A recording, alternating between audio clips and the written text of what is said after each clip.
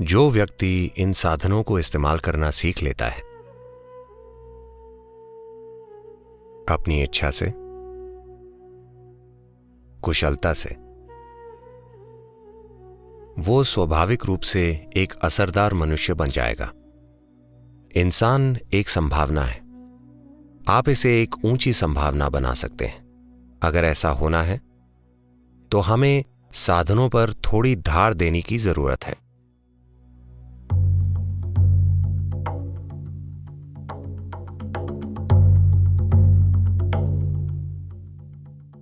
साधना पद का मतलब है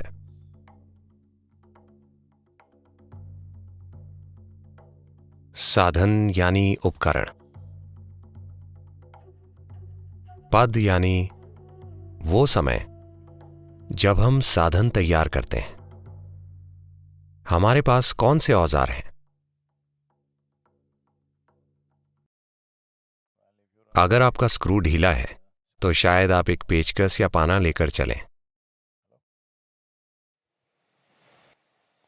Otherwise, as a human being, the only tools that you have is your body, your mind and your energies. These are all the tools you have. वरना एक इंसान के रूप में आपके पास जो औजार हैं वे सिर्फ आपका शरीर, मन और आपकी ऊर्जाएं हैं। आपके पास यही साधन है। जो व्यक्ति इन साधनों का इस्तेमाल करना सीख लेता है अपनी इच्छा से, कुशलता से, वो स्वाभाविक रूप से एक असरदार मनुष्य बन जाएगा। जो व्यक्ति शरीर या मन या ऊर्जाओं का सचेतन और अच्छा उपयोग करना नहीं सीखते, वे हमेशा सोचेंगे दुनिया में नाइंसाफी है। ओह, दूसरे भाग्यशाली हैं। मैं उससे ज्यादा बुद्धिमान हूं, पर सभी उसका साथ देते हैं। हम हमेशा यही कहानियां सुनते हैं। आप अपने जीवन में असफल होकर कई कारण और फिलॉसफी बता सकते हैं, या आप एक सफल मनुष्य हो सकते हैं। बस यही दो तरीके हैं। बस यही विकल्प है। जिन्हें अपने आप में या दुनिया में सफलता नहीं मिलती, उन्हें हमेशा शिकायत होती है, मैं ऐसा इसलिए हो गया हूं क्योंकि मेरे पिता का बर्ताव मेरे साथ अच्छा नहीं था।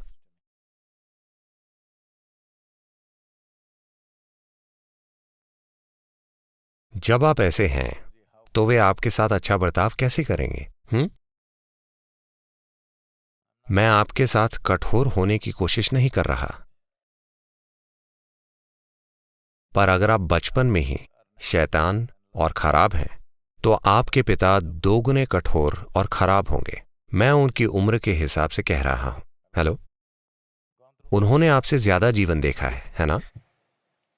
हेलो, शायद जीवन ने उनको आपसे कहीं ज्यादा परेशान किया हो और उन्हें आपको भी झेलना पड़ा।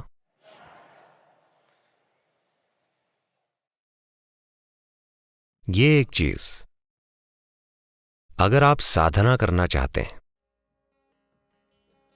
अगर आप अपने जीवन में इन तीन बुनियादी उपकरणों शरीर, मन और ऊर्जा का उपयोग करना चाहते हैं, तो सबसे पहली चीज हम आपके भीतर इसे उतार रहे हैं इनर इंजीनियरिंग के पहले दिन से ही, कि मेरे भीतर बाहर जो कुछ भी होता हो,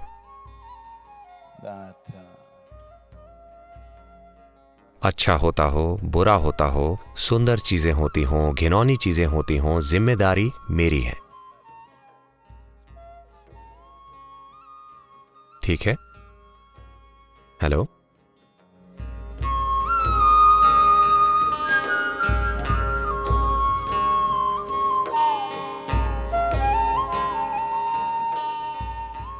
क्या आपने अपने भीतर यह समझ लिया है? अगर सफलता मिलती है तो वजह मैं हूं, अगर नहीं मिलती तो भी वजह मैं हूं। क्या आपने यह समझ लिया है? सद्गुरु, हमें लगा कि यह काम आप हमारे लिए करेंगे।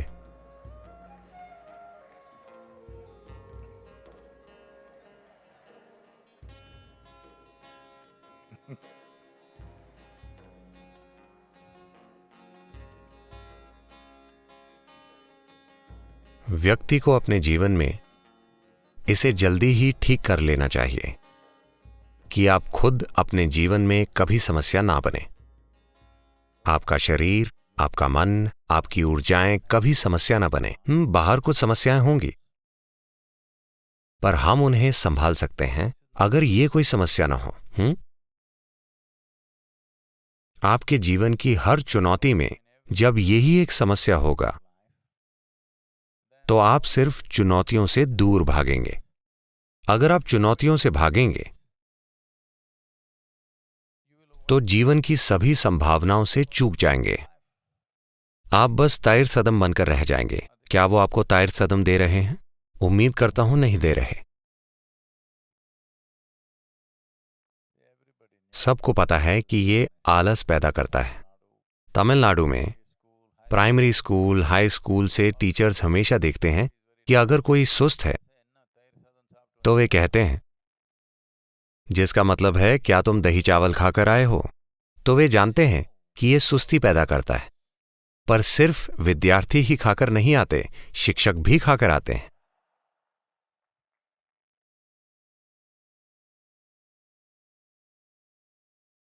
तो सुस्ती एक शानदार चीज है।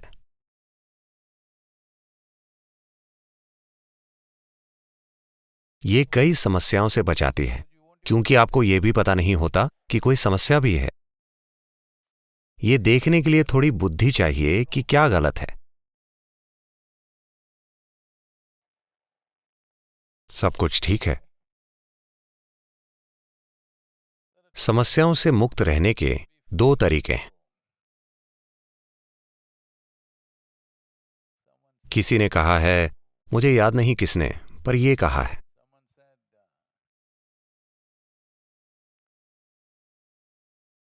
फरिश्ते समस्याओं से अछूते होते हैं उनकी प्रतिभा के कारण,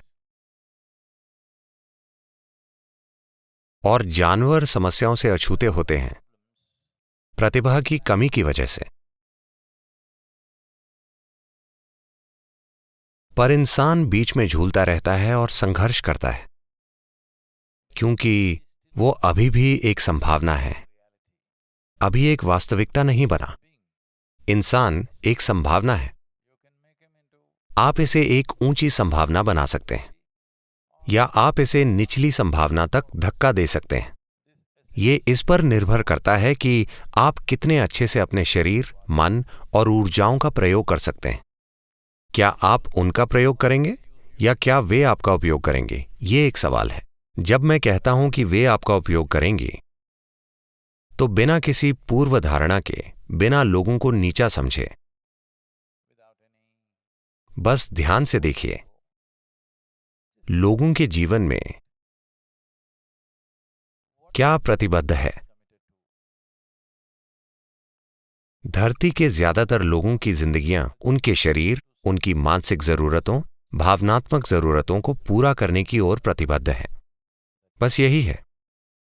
हेलो, उनके पूरे जीवन का आयोजन बस इसी के लिए है।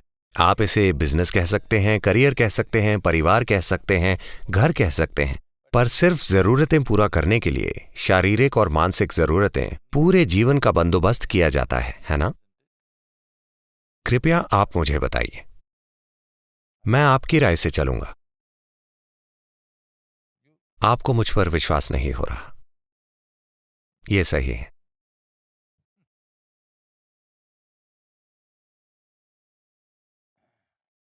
ये शरीर विज्ञान और ये मनोविज्ञान यहां आपकी सेवा के लिए है या आप उनकी सेवा के लिए?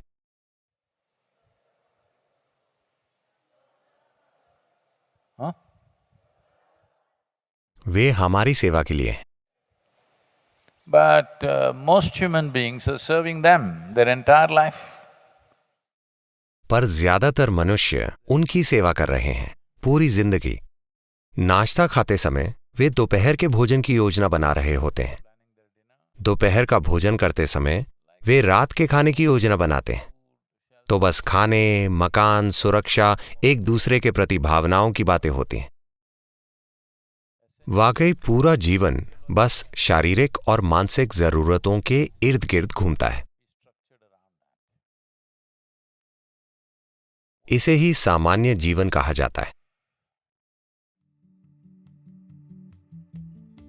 तो मेरा इरादा है कि आप असामान्य हो जाएं,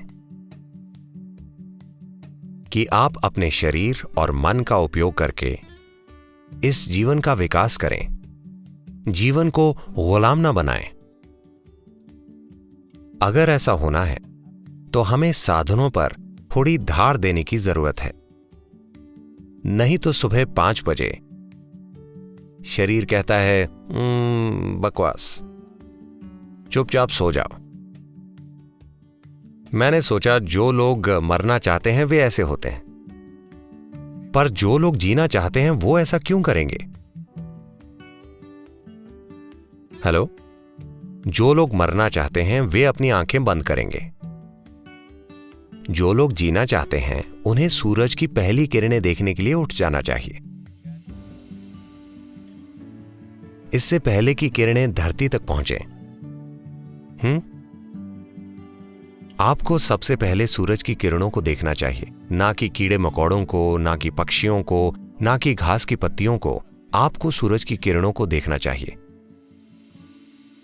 रोज अगले 2 सप्ताह के लिए सूरज की पहली किरणें अपने शरीर पर पड़ने दीजिए और देखिए क्या होता है। आप एक बिल्कुल अलग जीवन जिएंगे।